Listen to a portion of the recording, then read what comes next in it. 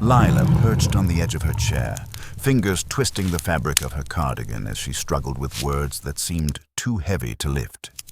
The afternoon light caught the tears gathering in her eyes, and Miss Marple recognized the particular anguish of someone who had discovered that loyalty and love could lead one terribly astray. "I haven't been entirely truthful," Lila began, her voice barely above a whisper. "About Mr. Pritchard, about this morning. I said he was in the reading room all day because he asked me to say so, and I thought—" She paused, color rising in her cheeks. "We've grown close over these past months while he's been working here. I suppose I wanted to protect him." Inspector Craddock maintained his patient demeanor, though Miss Marple noticed the slight tightening around his eyes that indicated his full attention. "What exactly did you see, Miss Henderson?" "I arrived early, around 7:30, which is my usual time. Dr. Atherton was already here, but when I checked on him around 9 o'clock, he seemed strange, drowsy, confused. He kept rubbing his eyes and saying he felt odd." Lila's hands stilled in her lap as the memory sharpened. "He mentioned that someone had brought him tea earlier, which was unusual because I always prepare his morning tea. When I asked who, he just shook his head and said he couldn't remember clearly." Miss Marple's fingers found her knitting needles, holding them as she often did when processing crucial information. "Did you see Mr. Pritchard that morning, dear?" "Yes, that's just it. I saw him coming out of the rare books section around 9:15, looking agitated. His research materials were scattered, and he had that leather satchel of his, the one that looked unusually full." Lila's voice grew smaller. "When he saw me, he asked me to tell anyone who inquired that he'd been in the reading room all morning. He said it was important for his academic reputation that people needed to see him as dedicated to his research." The pieces were arranging themselves with the inexorable logic Miss Marple had come to recognize over the years. "And you found Dr. Atherton 20 minutes later?" "At 9:35 exactly. I remember because I kept checking the clock, worried about Dr. Atherton's condition." Lila's composure finally cracked. He was lying beside the display case, but the Psalter was open to a different page than it had been earlier. Someone had been examining it, and not with Dr. Atherton's usual care. There was a small tear that hadn't been there before. Inspector Craddock looked up from his notebook. "You're certain about these times?" "Absolutely. And there's something else." Lila's voice dropped to barely audible. "Earlier, when I brought Dr. Atherton his morning tea, David was already there. He was adding something to the cup from a small vial. He said Dr. Atherton had a headache and he was just adding a painkiller. He told me not to mention it," said Dr. Atherton preferred to keep his ailments private. Miss Marple's eyes sharpened with understanding. The sedative hadn't been intended to kill, merely to incapacitate. Pritchard had needed Dr. Atherton confused and drowsy while he accessed the Psalter, but the elderly scholar's heart couldn't withstand the shock of discovering the betrayal. "I should have realized," Lila continued miserably. The sugar on Dr. Atherton's saucer had been disturbed, arranged in a neat line as if someone had stirred it carefully, and there was a strange film on the surface of his tea, like dust on water. I noticed, but told myself I was imagining things.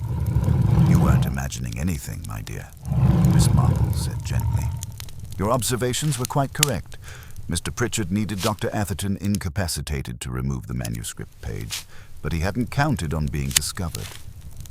"The argument," Inspector Craddock prompted. "I heard raised voices from Dr. Atherton's office earlier. Dr. Atherton was shouting about betrayal and disrespect. He mentioned the page specifically." Lila looked up at them with dawning horror.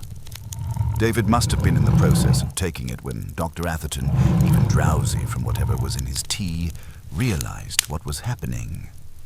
Miss Marple nodded thoughtfully. "So Dr. Atherton turned to confront him, which explains why his body was found facing away from the display case. The shock of the confrontation, combined with his heart condition and the effects of the sedative, proved fatal." "I never meant for anyone to be hurt," Lila whispered. I thought I was just helping someone I cared about avoid embarrassment. I'd no idea he was capable of... She couldn't finish the sentence. Of course you didn't, dear, Miss Marple replied with maternal kindness. When we care for someone, we naturally want to think the best of their intentions. But your honesty now will help ensure that justice is served, which is what Dr. Atherton would have wanted. The library's familiar silence seemed different now, weighted with the knowledge of how ambition and greed could corrupt even the most scholarly pursuits. Miss Marple glanced toward the evidence bag containing the parchment fragment, a small piece of medieval history that had cost a good man his life. Inspector Craddock moved with quiet efficiency toward the reading room where Pritchard had claimed to spend his morning, Miss Marple following with the unhurried pace of someone whose mind was already several steps ahead. Lila trailed behind them, her confession having lifted a burden from her shoulders, even as it revealed the weight of her unwitting complicity. The research material spread across Pritchard's table told a story that extended far beyond medieval binding techniques. Among the legitimate academic papers, Miss Marple's experienced eye caught sight of documents that seemed oddly out of place. Auction catalogues marked with careful annotations, correspondence with private collectors, and most tellingly, a detailed floor plan of the library's rare books section with security camera positions carefully noted. How thorough Mr. Pritchard has been in his preparations, Miss Marple observed mildly, lifting a sheet covered in calculations that had nothing to do with scholarship. The figures represented estimated values for illuminated manuscript pages, with particular attention paid to works featuring gold leaf and precious pigments. Inspector Craddock examined a leather portfolio tucked beneath the academic papers, discovering correspondence that made the scope of Pritchard's intentions unmistakably clear. Letters discussing discreet sales, authentication procedures, and transport arrangements painted the picture of someone who had moved well beyond academic interest into criminal enterprise. He's been planning this for weeks, Craddock concluded grimly, but something troubles me about the execution. The sedative suggests he wanted Dr. Atherton incapacitated, but alive. A theft discovered after the fact would have been far less risky than what actually occurred. Miss Marple nodded thoughtfully, her attention drawn to a detail that the others had overlooked. Near the edge of Pritchard's workspace lay a small magnifying glass, its lens bearing the faintest trace of what appeared to be gold dust. But the positioning was wrong somehow, too carefully placed, as if arranged rather than simply set down during use. "Lila, dear," Miss Marple said gently, "you mentioned that Mr. Pritchard seemed agitated when you saw him leaving the rare books section. Did you notice anything else unusual about his appearance or behavior?" Lila considered carefully. His hands were clean, which struck me as odd because he usually had ink stains from handling old documents, and he wasn't wearing the cotton gloves that Dr. Atherton insisted everyone use when handling the manuscripts. I remember thinking it was unlike him to be so careless about proper procedure. "Most observant," Miss Marple murmured, though her expression had grown troubled. In her experience, when details didn't align properly, it usually meant the obvious explanation wasn't the correct one. The sound of approaching footsteps announced the arrival of Mrs. Penrith, the library's conservator, drawn by the unusual activity in the reading room. She was a woman of middle years with the precise movements and careful attention to detail that her profession demanded. Her work smock bore the telltale signs of her craft, small stains from various adhesives and the faint scent of the chemicals used in manuscript preservation. "Inspector, I hope this investigation won't require disturbing the climate-controlled environment of the rare books section any longer than necessary," Mrs. Penrith said with professional concern. "The humidity changes from opening and closing the cases repeatedly could damage the bindings." Miss Marple studied the conservator with renewed interest, noting the small bandage on her right index finger and the faint tremor in her hands that spoke of recent stress. "Mrs. Penrith, you would have access to all areas of the rare books collection, wouldn't you? Including after hours?" "Naturally. Conservation work often requires extended periods with the manuscripts, and some procedures are best performed when there are fewer people about to cause vibrations or temperature fluctuations. Inspector Craddock looked up from Pritchard's papers. "Did you have any interaction with Dr. Atherton this morning, Mrs. Penrith?" "I brought him his morning tea, as I sometimes do when I arrive early. Poor Dr. Atherton had been having trouble sleeping, and I thought a mild herbal blend might help settle his nerves." Her voice carried the right note of concern, but Miss Marple noticed how her eyes avoided direct contact. "How thoughtful," Miss Marple said warmly. "I'm sure he appreciated your consideration. Tell me, what time did you arrive this morning?" "Around 8 o'clock. I wanted to complete some work on a 15th century breviary before the reading room opened to researchers." Miss Marple's fingers found her knitting needles, a sure sign that her mind was working through a complex problem.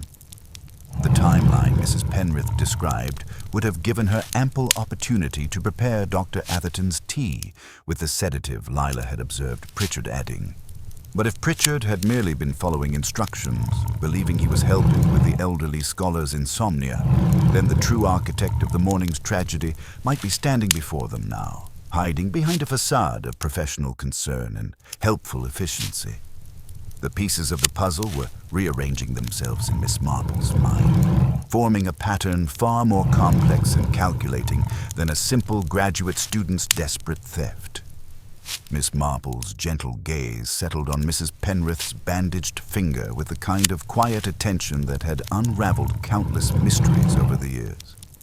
The conservator noticed the scrutiny and instinctively tucked her hand deeper into her smock pocket, but the small movement only served to confirm what the elderly detective had already begun to suspect.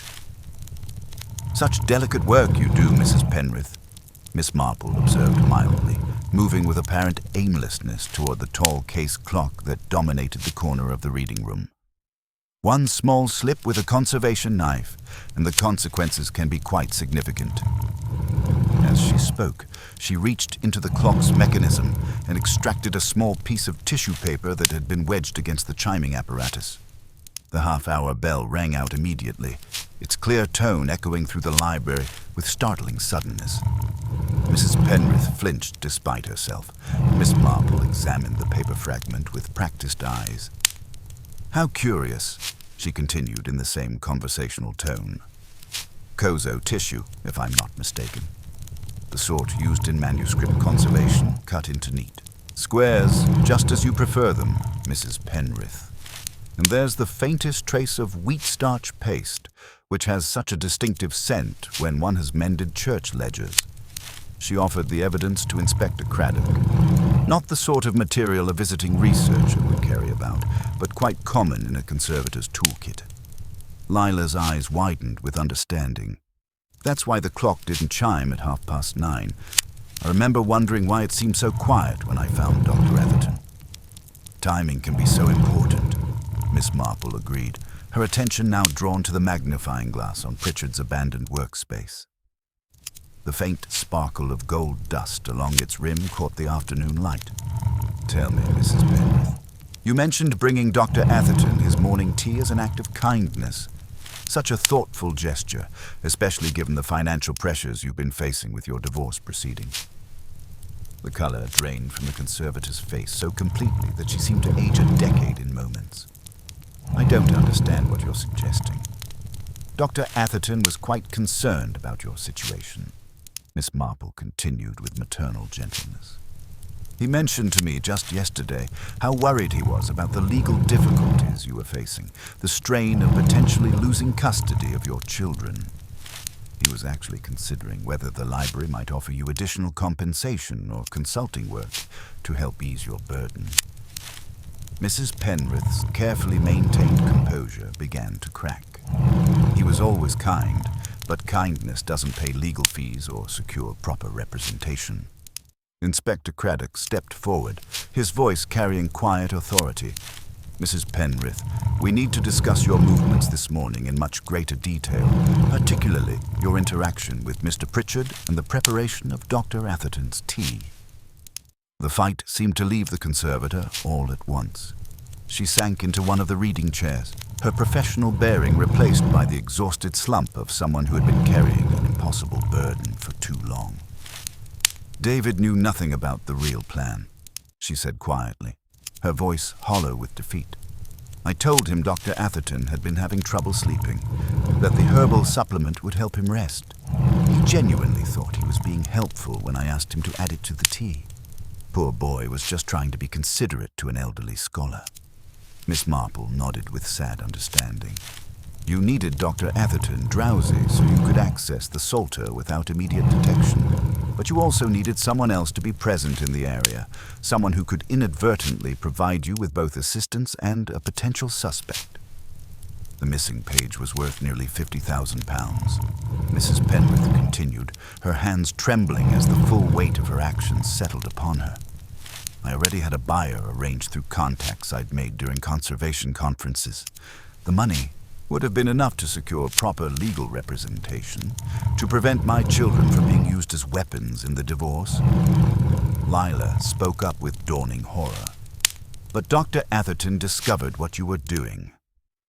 Even with the sedative affecting him, he realized something was wrong when he came to check on the manuscripts earlier than usual. He saw that the Psalter had been disturbed, saw me with the page. Mrs. Penrith's voice broke. I tried to explain my desperation, but he was so disappointed, so hurt by the betrayal. He said he'd trusted me with the collection's most precious items. The shock of the confrontation, combined with his heart condition and the effects of the sedative, was simply too much. And in your panic, you placed the stolen page among Mr. Pritchard's materials? Inspector Craddock concluded grimly. I never meant for anyone to die, Mrs. Penrith whispered. I genuinely respected Dr. Atherton, valued his mentorship, but when I saw him collapse, I thought only of protecting myself, of ensuring my children wouldn't suffer for my desperate choices. Miss Marple felt the familiar sadness that always accompanied these revelations. Another tragedy born of pride preventing the asking for help that had been freely offered. Another life destroyed by desperation when compassion had been so close at hand. The weight of Mrs. Penrith's confession settled over the reading room like evening shadows, and Miss Marple watched as Inspector Craddock began the careful process of transforming revelation into evidence. The conservator sat with her hands folded in her lap, no longer the composed professional who had arrived that morning, but a woman whose desperate gamble had cost far more than she could ever have imagined. Mrs. Penrith, I must ask you to show us where you've hidden the manuscript page, Craddock said with quiet authority. And I should inform you that you have the right to legal representation before we proceed further. She rose without protest, moving with the mechanical precision of someone whose will had been completely exhausted. It's in the conservation room, and as for legal representation, her voice carried bitter irony. I can barely afford the lawyer I already have for the divorce proceedings. After this, I suspect my children will be better off without a mother capable of such betrayal. Miss Marple fell into step beside her as they made their way through the library's corridors toward the conservation workshop.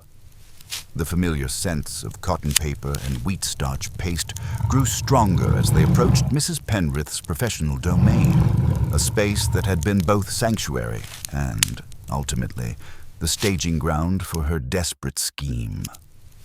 The conservation room revealed itself as a study in meticulous order disrupted by recent stress. Tools lay in their designated places, but Miss Marple's experienced eye caught the subtle signs of disturbance. A drying rack left slightly ajar, a phase box whose lid didn't sit quite flush, the faintest tremor in arrangements that should have been perfectly stable. Mrs. Penrith moved to a work cradle draped in unbleached muslin and lifted the covering with the reverence of someone handling something precious, despite everything that had transpired. Beneath lay the stolen page, its illuminated surface catching the afternoon light that streamed through the workshop's north-facing windows. The gold leaf still gleamed with the devotional beauty that had inspired its creation centuries ago, now tarnished by the circumstances of its theft. Inspector Craddock produced an evidence sleeve and carefully positioned it near the manuscript. The torn edge of the page aligned perfectly with the fragment found among Pritchard's materials, the jagged tear creating an unmistakable signature of the crime. Lila, who had followed them into the workshop, drew in a sharp breath at seeing the medieval artistry that had cost Dr. Atherton his life. "I had planned to return it after the sale was completed," Mrs. Penrith whispered, as if the language of conservation could somehow soften the harsh reality of theft. The buyer was only interested in a small section of the illumination. I thought I could restore the page afterward, make it appear as if nothing had been taken. Miss Marple studied a notebook left open on a side bench, its pages revealing the careful planning that had gone into the morning's events. Times were noted in the margins alongside conservation procedures. The precise moment when the library's security guard would be elsewhere, when Lila would be occupied with morning routines, when Dr. Atherton would be most likely to check the rare books collection. "You disabled the half-hour chime on the case clock," Miss Marple observed gently. Such a small detail, but it created a pocket of quiet that disrupted everyone's usual timing. Dr. Atherton relied on those chimes to announce his rounds, and their absence drew him to investigate earlier than you had anticipated. The conservator nodded miserably. "Everything was planned so carefully, but I hadn't counted on his dedication overriding even the effects of the sedative. When he found me with the page, when I saw the disappointment in his eyes." She couldn't finish the sentence. At that moment, Pritchard appeared in the doorway, having been summoned by one of Craddock's officers. His face showed the strain of the day's revelations, but also a dawning relief as the true scope of his unwitting involvement became clear. "Mr. Pritchard," Craddock addressed him formally, "I want to assure you that all charges against you have been dropped.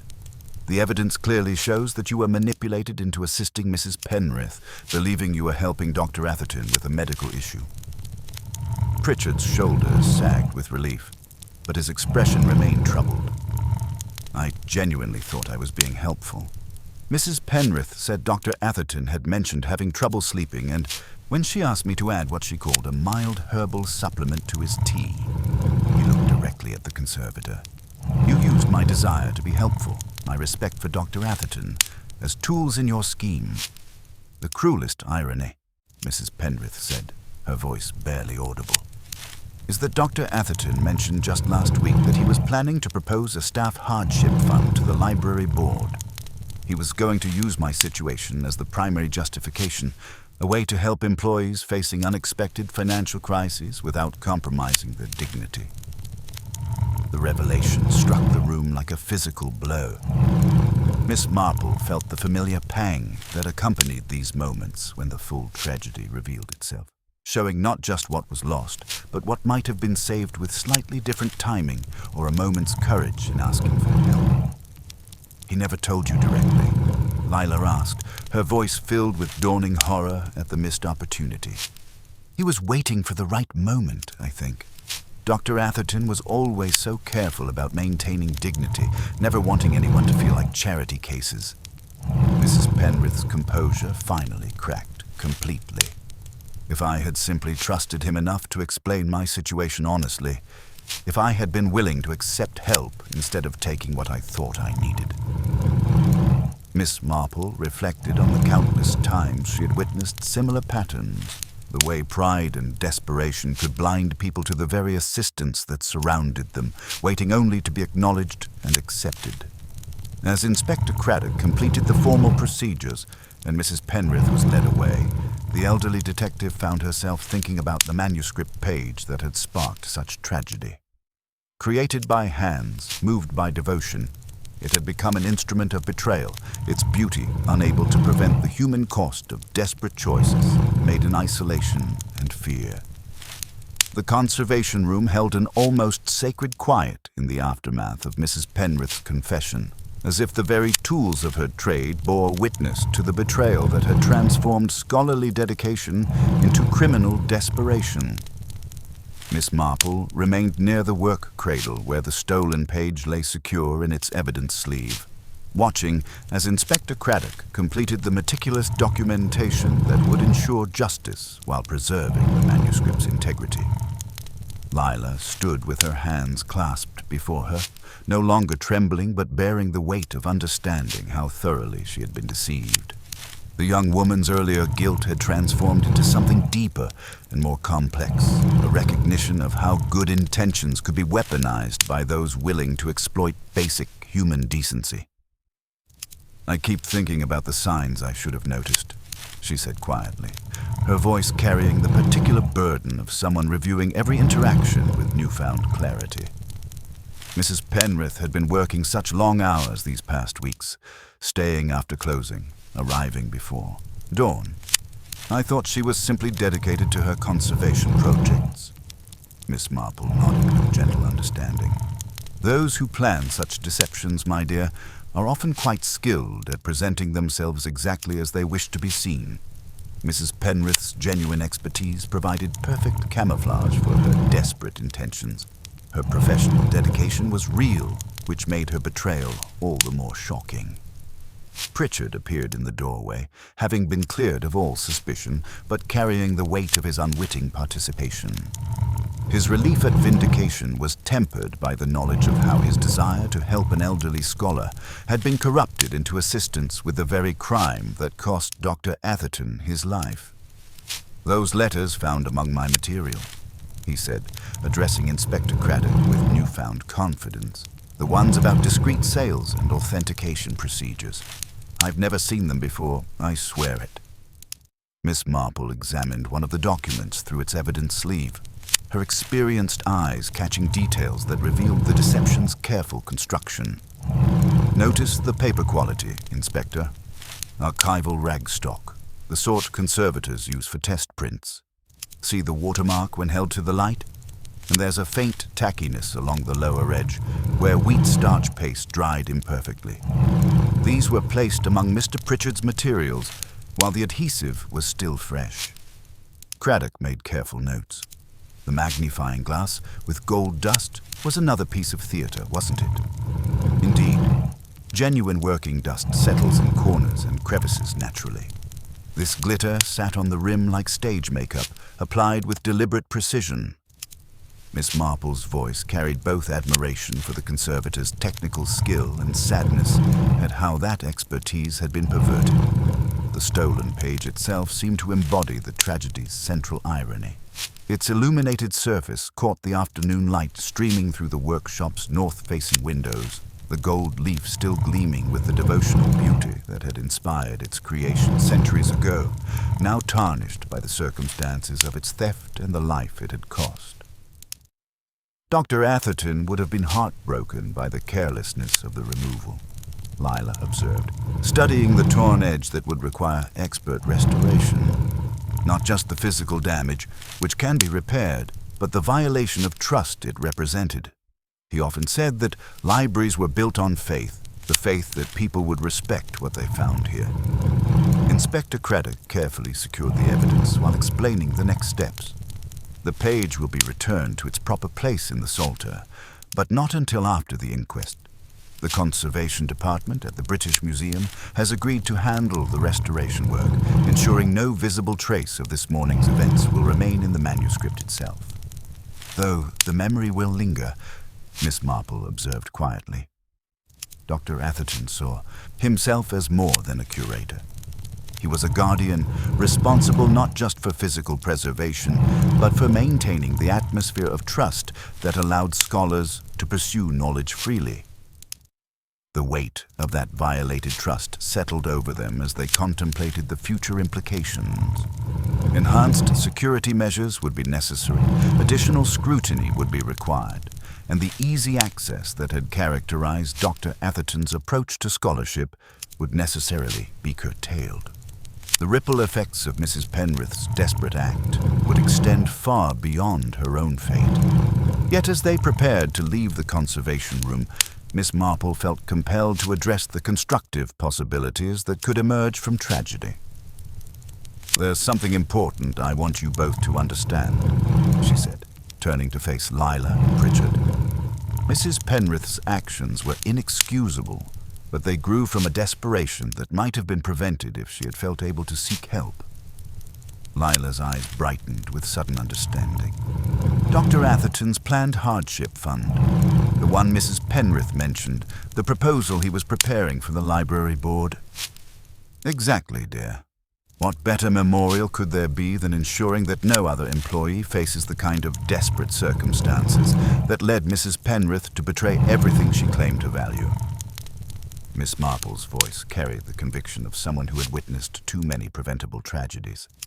Dr. Atherton's vision of institutional support for those facing unexpected hardships could prevent others from making similar choices. Pritchard nodded thoughtfully. I could help present his proposal to the board, explain what he had been planning. The academic community should know about his commitment to supporting those who serve scholarship behind the scenes. The Atherton Fund, Lila added, her voice gaining strength. We could name it for him. I know which staff members keep too much to themselves, who might benefit from knowing that help is available without compromising their dignity. As they returned to the reading room, the familiar sounds of the library's afternoon routine provided a comforting backdrop. The tall case clock resumed its faithful work, the half-hour chime ringing with clear authority now that the tissue paper wedge had been removed.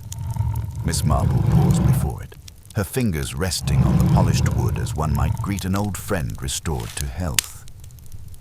Such a small thing to stop a clock, she mused. Yet how often the world turns, or fails to turn, on tiny details. A girl's faith in a kindly lie, a woman's refusal to ask for help, the familiar chime that tells a dedicated scholar it's time to check on his treasures.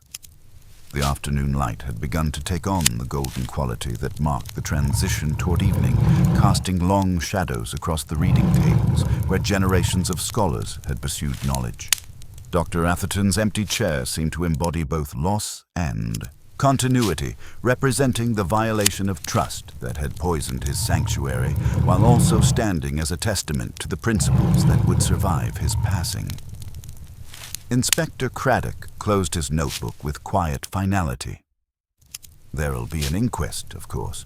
The coroner will record the facts as the law requires, but the real memorial will be in the changes made here, the fund established, the culture of support that continues Dr. Atherton's work. Miss Marple looked past the windows toward the small garden where Dr. Atherton had often taken his afternoon walks among carefully tended roses. The scene appeared peaceful, unchanged by the morning's tragedy, yet she knew that appearances could be deceptive. The garden would bloom again next spring, but it would do so without the gentle presence of the man who had found such pleasure in its seasonal transformation.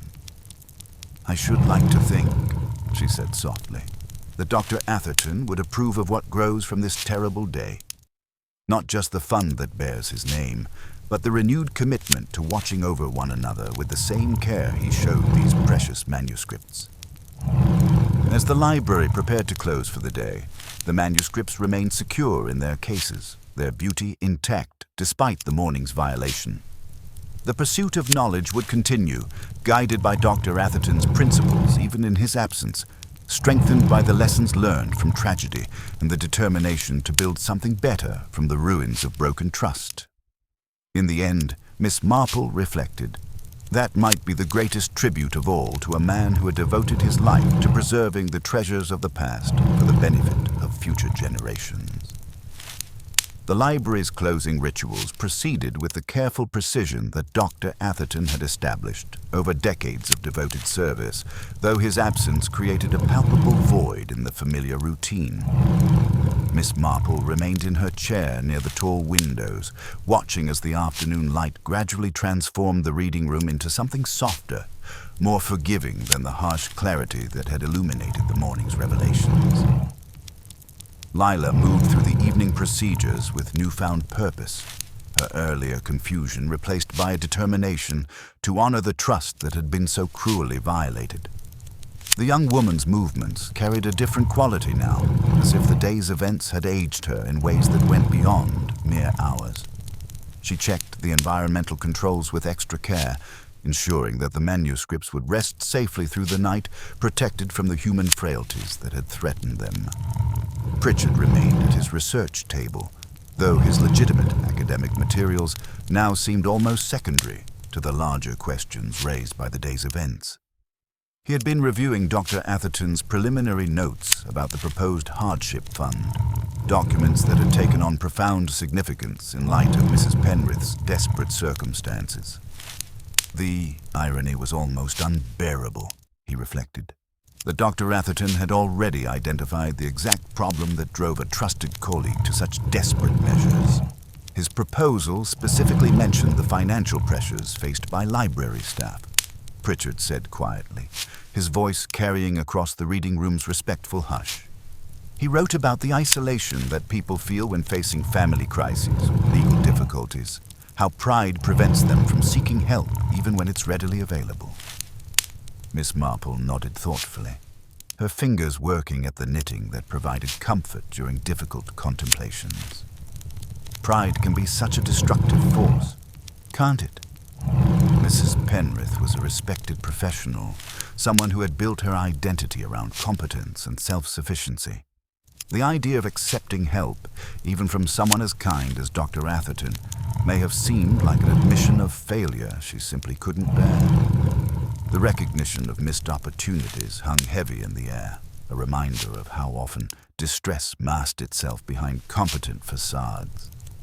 Miss Marple had encountered this pattern countless times throughout her long experience with human nature, the way people could suffer in silence while surrounded by those who would willingly offer assistance if only they knew help was needed. Lila paused in her duties, her expression troubled by memories that would take time to process fully. She was always so composed, so professional. I never would have guessed she was struggling with anything beyond the usual workplace pressures. But looking back, there were signs I should have noticed. The way she sometimes lingered after work, not wanting to go home. The careful way she counted change when buying coffee from the machine. Small things that seemed unimportant at the time. As the shadows lengthened across the reading tables, the three remaining occupants found themselves drawn together by the shared weight of understanding. The events of the morning had created an unexpected bond among them, connecting a visiting researcher, a young library assistant, and an elderly amateur detective through their collective witness to tragedy and their shared determination to prevent its repetition. "I've been thinking about how to move forward," Lila said, her voice gaining strength as she spoke.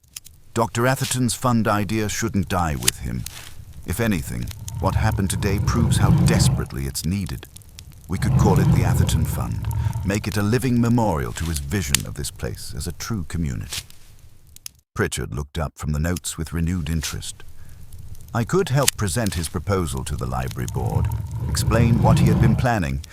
The academic community should know about his commitment to supporting those who serve scholarship behind the scenes.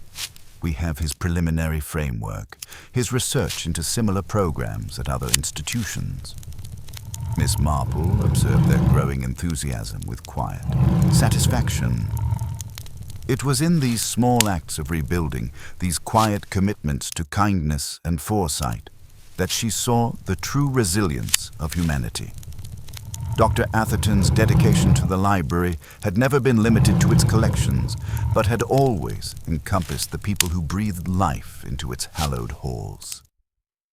She rose from her chair and approached the display case where the psalter rested, the torn edge of the missing page a stark reminder of the morning's violation.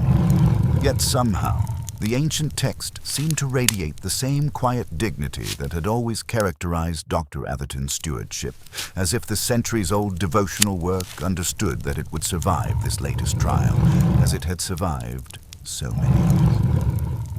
"The conservators assured me that the restoration will be seamless," Lila said, joining Miss Marple at the case.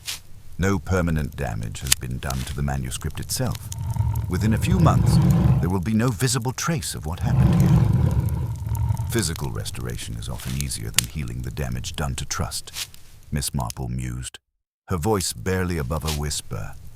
"These manuscripts have witnessed the rise and fall of kingdoms, the transformation of languages, the evolution of human knowledge. They've survived wars and neglect, fire and flood. What happened here today is merely another chapter in their long history, significant to us, but perhaps less so in the broader sweep of time." The observation brought a strange comfort to the small group, a reminder that their current grief existed within a larger context of continuity and renewal. Dr. Atherton's work would continue through those he had trained and inspired, just as the medieval scribes lived on through the beauty they had created centuries ago. Over the following days, as the library gradually returned to its familiar rhythms, the seeds of the Atherton Fund began to take root. Lila and Pritchard found themselves working in unexpected partnership, gathering support from other staff members who had witnessed Dr. Atherton's quiet acts of benevolence.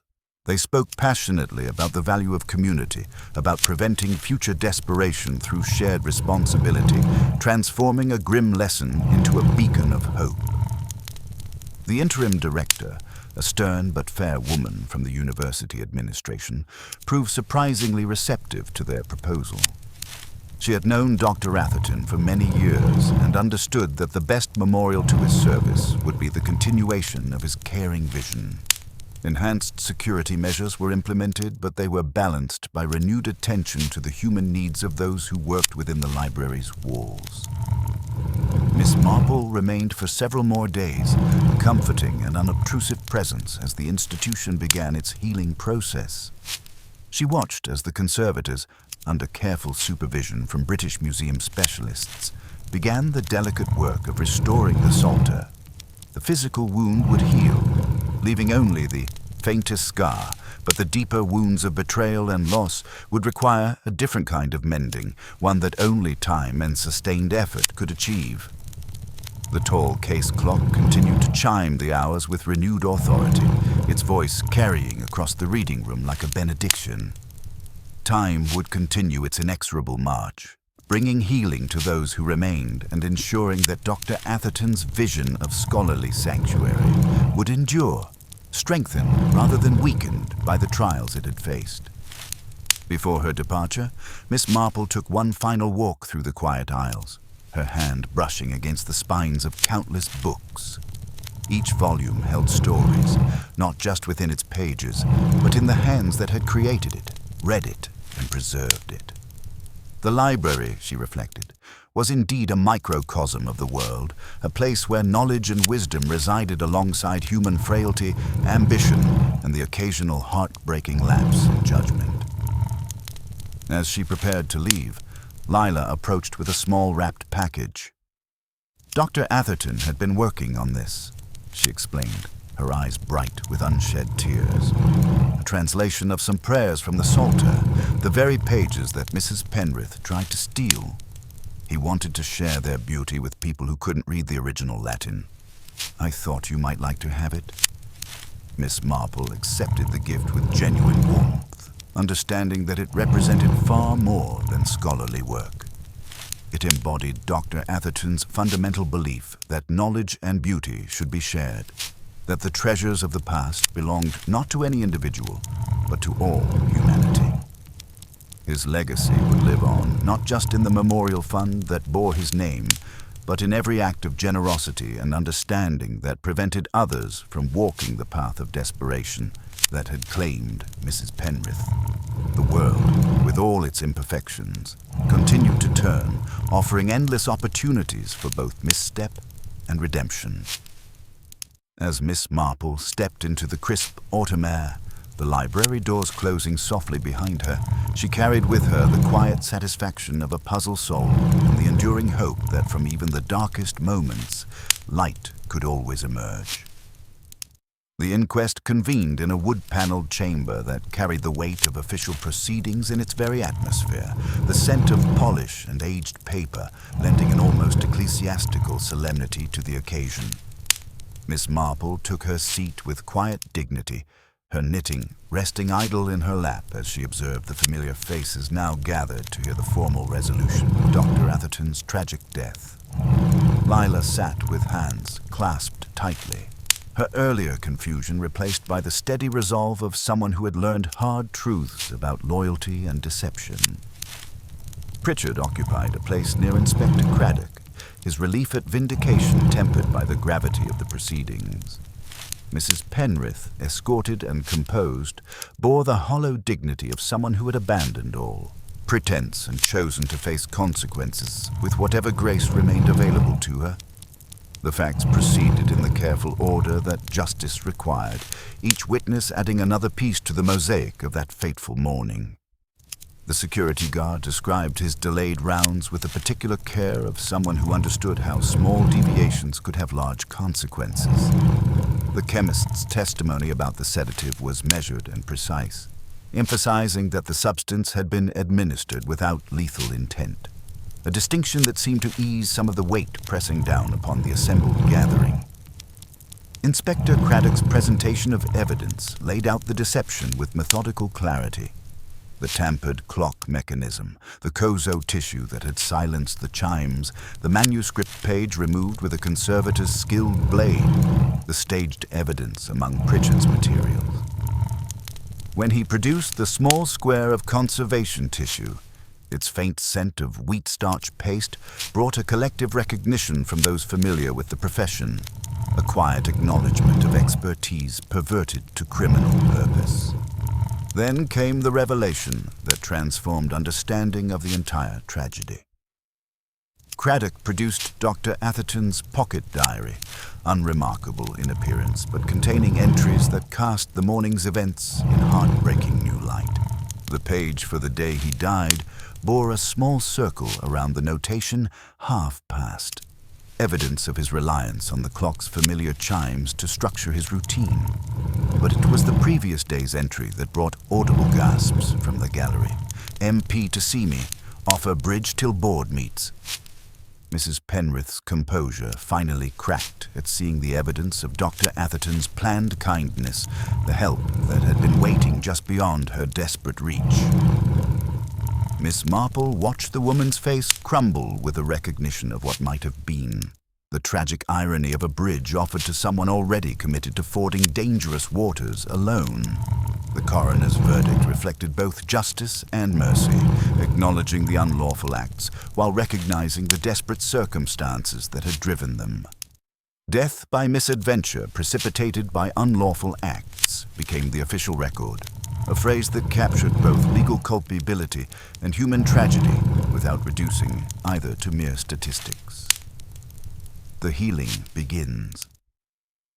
In the aftermath of the formal proceedings, the small group found themselves in the library's quiet courtyard, where autumn leaves scattered across ancient flagstones like the remnants of shattered certainties. The tall case clock's chimes carried clearly through the windows, marking time with renewed authority now that the tissue paper obstruction had been removed. Lila approached Miss Marple with the determined step of someone who had found purpose in tragedy. "The board has agreed to fast-track the Atherton Fund proposal," she said, her voice steady despite the emotion underlying her words. "Dr. Thornfield, the interim director, says they want to implement it before the spring term begins." Pritchard joined them, carrying documents that represented Dr. Atherton's preliminary research to similar programs at other institutions. He had already done most of the groundwork, the young scholar explained. Funding mechanisms, eligibility criteria, even a discrete application process designed to preserve dignity while providing assistance. It's as if he knew exactly what would be needed. Miss Marple nodded thoughtfully, recognizing the pattern of a caring administrator who had observed his staff with the same attention he devoted to precious manuscripts. Dr. Atherton understood that institutions are only as strong as the people who serve them, she observed gently. He saw the signs of strain that others might miss and prepared accordingly. Institutional transformation. Over the following days, as Miss Marple prepared for her departure, she witnessed the beginning of changes that would serve as Dr. Atherton's living memorial. Dr. Margaret Thornfield proved to be a worthy successor, bringing systematic approaches to staff welfare that complemented rather than replaced the personal touch that had characterized her predecessor's leadership. New protocols were established in the conservation department, not merely for security, but for peer support and regular check-ins that would prevent the isolation that had contributed to Mrs. Penrith's downfall. The tragic irony of her situation, having expertise that made her invaluable while facing personal circumstances that made her desperate. would not be allowed to repeat itself. The Psalter itself had been restored with remarkable skill by specialists from the British Museum, the torn edge mended so seamlessly that only the most careful examination could detect where violence had been done to the ancient text. Yet those who knew its recent history found themselves viewing it differently, seeing not just artistic beauty, but a testament to the complex relationship between human ambition and the treasures entrusted to our care. Final reflections. On her last evening in the library, Miss Marple stood once more before the display case containing the restored Psalter. The gold leaf gleamed with its original brilliance, the illuminated figures radiating the same devotional peace that had inspired their creation centuries ago.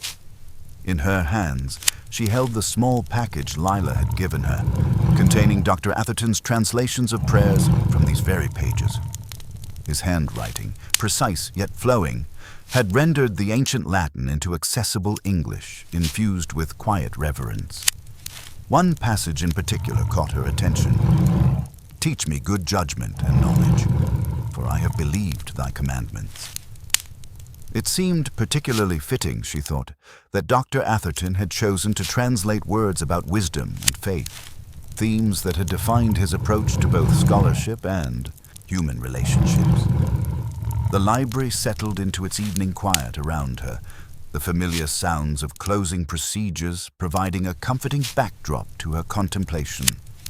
The tall case clock marked the half-hour with clear authority, its chimes serving as a reminder that time continued its inexorable march, bringing healing to those who remained and ensuring that lessons learned would not be forgotten.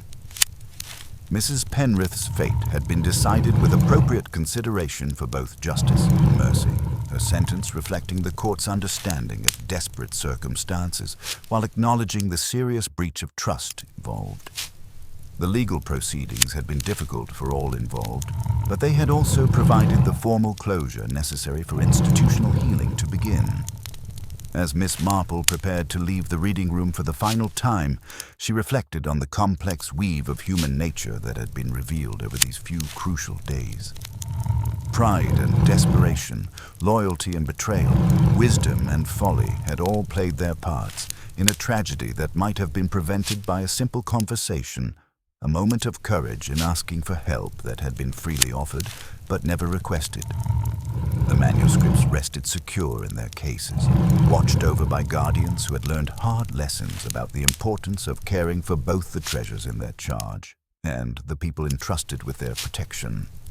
In the end, perhaps that was the most fitting memorial of all to a man who had understood that libraries were built not just on books and bindings, but on the fragile bonds of trust that connected past, present, and future in an unbroken chain of shared knowledge and mutual responsibility.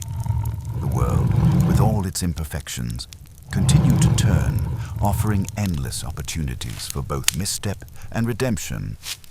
As Miss Marple stepped into the crisp autumn air, the library doors closing softly behind her, she carried with her the quiet satisfaction of truth revealed and the enduring hope that from even the darkest moments, light could always emerge to guide those who followed. The familiar embrace of St. Mary Mead welcomed Miss Marple home with its eternal rhythm of hedge trimming and afternoon tea. Yet she found herself carrying the weight of the library's tragedy like pressed flowers between the pages of memory.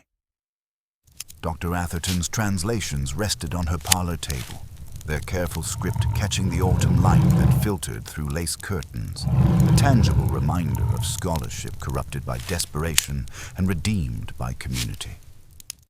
Inspector Craddock's letter arrived with the Morning Post, its contents revealing the final threads of Mrs. Penrith's carefully woven deception. The mysterious buyer had been traced through a detail that would have amused Dr. Atherton, a small vine motif sketched in the margins of auction catalogues, the same three-leaf pattern that decorated the stolen Psalter page. The conservator's professional pride had betrayed her even in criminal enterprise, her artistic eye unable to resist the familiar flourish that connected her to centuries of illuminated beauty. A discreet notice in the antiquarian book circular, baited with the phrase, evening light preferred that Mrs. Penrith had mentioned had drawn the buyer from shadows like a moth to flame. The modest shop in Holborn that served as his front had yielded not just the man himself, but an entire network of collectors who preferred their acquisitions unencumbered by inconvenient questions of provenance. Names had been passed to authorities across 3 countries, and if justice moved slowly with gentlemen of that particular inclination, it moved with inexorable certainty. Yet it was Lila's letters that brought Miss Marple the deepest satisfaction, arriving with the regularity of seasonal flowers and painting a picture of institutional healing that would have made Dr. Atherton proud. The young woman's handwriting had grown more confident over the months, reflecting her evolution from timid assistant to capable administrator of the Atherton Fund. Her first tentative efforts had blossomed into a comprehensive support system that addressed not merely financial emergencies, but the isolation and pride that made such crises devastating.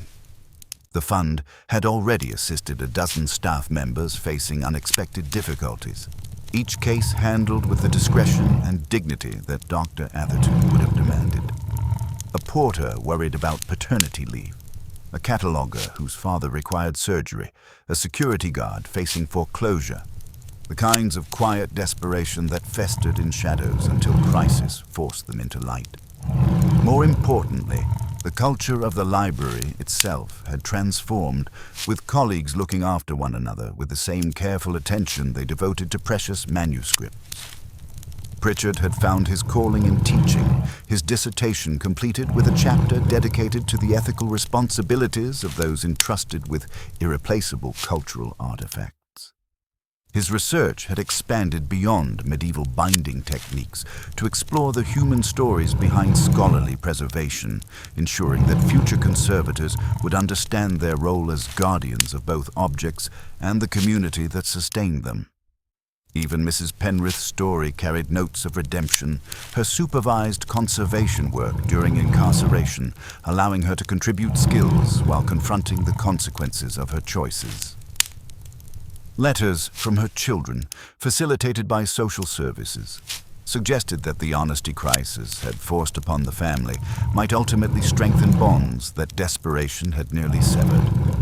The Psalter itself had become a pilgrimage destination for conservation professionals, not because of the theft, but because of the remarkable restoration that had rendered the trauma nearly invisible. Yet those who knew its recent history saw in its seamless repair something more profound, a testament to the possibility of healing even the deepest wounds when skill was applied with patience and care. As winter settled over St. Mary Mead, Miss Marple often found herself contemplating the small square of tissue paper that had silenced the library's clock for one crucial half-hour. Such a tiny thing to alter the course of events, yet it reminded her that the world often turned on details others might dismiss as insignificant.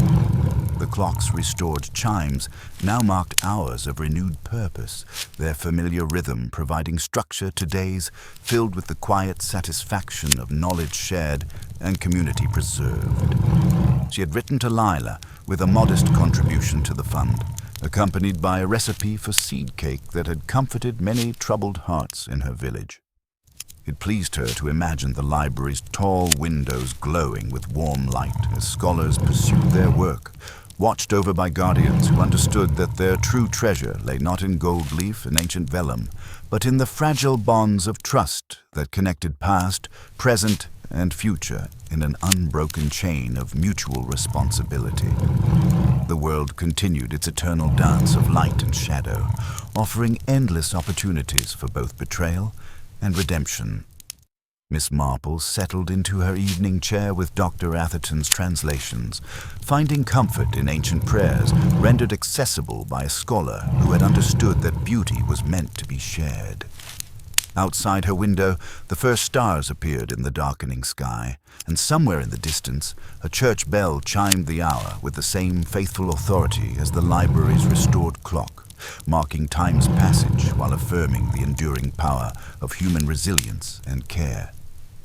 The familiar comfort of St. Mary Mead enveloped Miss Marple like a well-worn shawl as Inspector Craddock appeared at her garden gate, his expression carrying the particular satisfaction of a case brought to proper conclusion.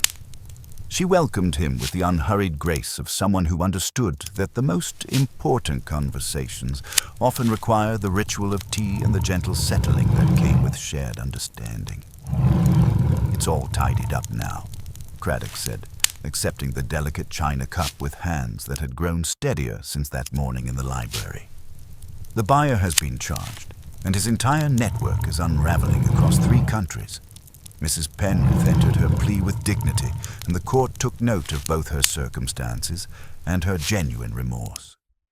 Miss Marple nodded thoughtfully, her fingers finding the familiar comfort of her knitting needles. "People who pride themselves on steadiness sometimes forget that all virtue can be trapped by its own habits," she observed gently. "Constant self-reliance can make it terribly difficult to accept help, even when it's freely offered." "You saw through the deception rather early, I think," Craddock said with the admiration of someone who had learned to trust her insights completely. "Oh, quite late, I'm sure," she replied with characteristic humility. "I changed my mind twice before breakfast, as my nephew would say, but the clock gave it away in the end. Kozo tissue and wheat starch paste, such particular materials for such a specific purpose. No visiting researcher would carry conservation supplies about like pocket handkerchiefs. And when the half-hour chime was silenced, Dr. Atherton wouldn't be summoned by habit to the very place where he might have disturbed a theft in progress." Craddock smiled at the elegant simplicity of the deduction. "And the magnifying glass with its theatrical dusting of gold. Stage business, I'm afraid," Miss Marple said with a small, pained smile. "Real dust seeks corners and settles naturally. That glitter arranged itself along the rim quite as boldly as rouge on an actress's cheek. Besides, Mr. Pritchard's hands were far too clean for someone genuinely absorbed in manuscript research, and not a trace of the cotton gloves Dr. Atherton insisted upon. When one is truly occupied with ancient texts, the work leaves its marks. Performance leaves only polish." The months that followed brought letters from the library that painted a picture of institutional healing that would have made Dr. Atherton profoundly proud. Lila's correspondence arrived with seasonal regularity, each missive revealing her transformation from timid assistant to confident administrator of the Atherton Fund. Her careful handwriting described a dozen cases where timely assistance had prevented the kind of desperate circumstances that had driven Mrs. Penrith to such tragic choices. Pritchard had found his calling in teaching, his published dissertation including a chapter on the ethical responsibilities of those entrusted with irreplaceable cultural artifacts. His lectures drew capacity crowds, not merely for their scholarly content, but for their passionate advocacy of the support systems that prevented isolation from festering into desperation. Even Mrs. Penrith's story carried notes of redemption that spoke to the possibility of healing even the deepest wounds.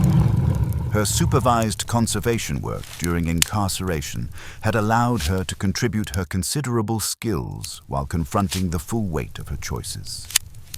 Letters from her children, carefully facilitated by social services, suggested that the honesty crisis had forced upon their family might ultimately strengthen bonds that secrecy and pride had nearly severed. When spring arrived with its particular clarity that follows seasons of healing, Miss Marple found herself once again approaching the familiar stone facade of the university library. The invitation in her hand bore elegant script announcing the dedications of the Atherton Memorial Reading Room, timed to coincide with the half-hour chimes that had once been silenced by desperation, but now rang with renewed authority. The ceremony unfolded with appropriate dignity, Dr. Thornfield speaking eloquently about the man who had understood that libraries were built not merely on collections, but on communities of trust and mutual support. When the bronze plaque bearing Dr. Atherton's likeness was unveiled, revealing his favorite quote about the sacred responsibility of guardianship, the assembled crowd observed a moment of silence that encompassed both grief and profound gratitude.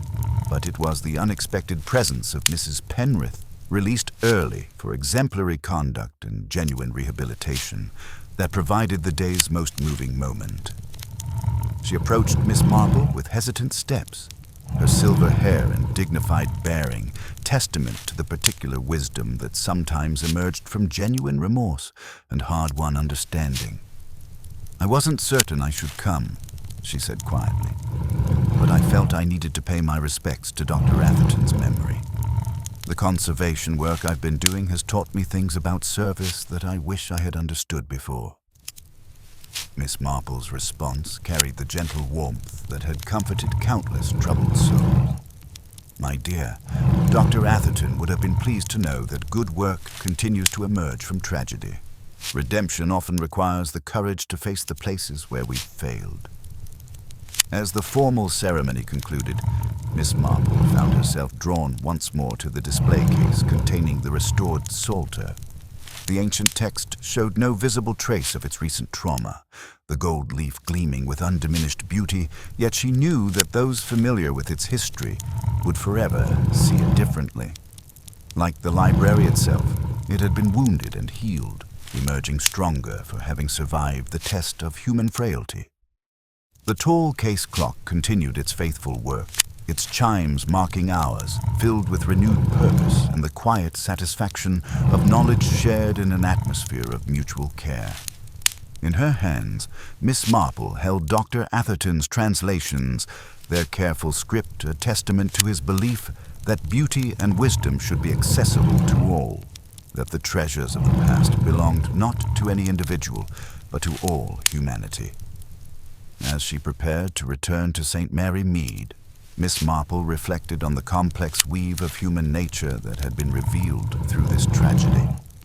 Pride and desperation, loyalty and betrayal, wisdom and folly had all played their parts in a drama that might have been prevented by a simple conversation, a moment of courage in asking for help that had been freely offered but never requested.